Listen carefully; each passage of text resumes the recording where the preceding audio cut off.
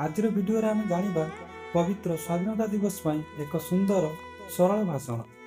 सम्मानीय सभापति महोदय, पूज्य गुरुजी गुरुमा वृंद, एटार उपस्थित मोर छोट बड़ भाई और भौणी माने समस्त को मोर अंतरु शुभेच्छा और नमस्कार।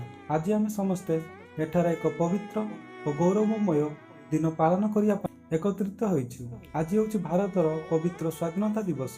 प्रतिवर्ष अगस्ट 15 तारिख दिन आम ऐतिहासिक दिवस को अत्यंत गर्व और उत्साह सह पालन करिथाउ। 1947 मसीहा अगस्ट मास 15 तारिख रे आम देश दीर्घ वर्षर पराधीन मुक्त होइतिला। एही स्वाधीनता आमको सहजरे मिली नथिला।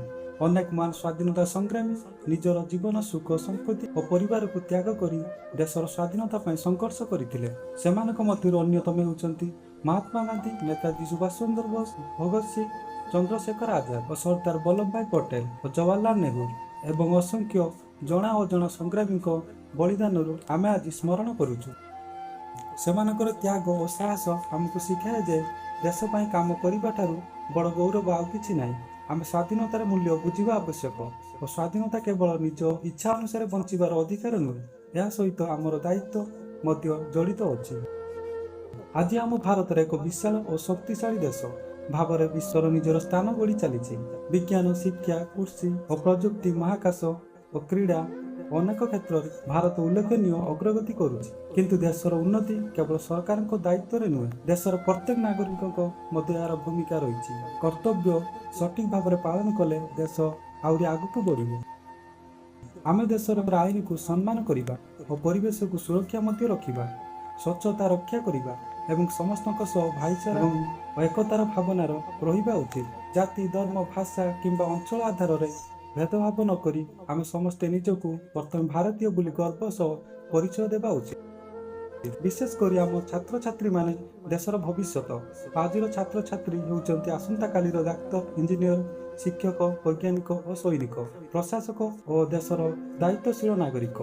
तेणु आमे भल भाव में पाठ पढ़ा सहित सत्यवादी और श्रृंखलित और देशप्रेमी हेबा आवश्यक। आमर जातीय पताका होउची तिरंगा, आम पाई गर्वर प्रतीक। यार तीनोटी रंग आमको अनेक महत्वपूर्ण आदर्शर संदेश देइथाय। मझिरे थिबा अशोक चक्र आमको निरंतर आगकु बढ़िबा पाई सक्षम करे एवं कर्म करिबार प्रेरणा देइथाय। आसंतु स्वाधीनता दिवस रे आम समस्ते एक संकल्प नेबा।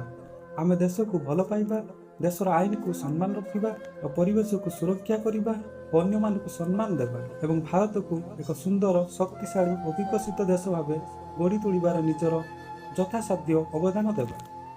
शेष में आम समस्ते महान स्वाधीनता और संग्रामी और वीर शहीद मान बलिदान जोगु आम आज स्वाधीन भारतर निश्वास नेउछु।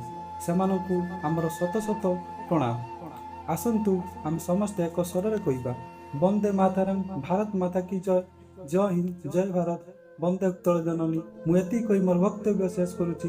वंदे उत्कल जननी।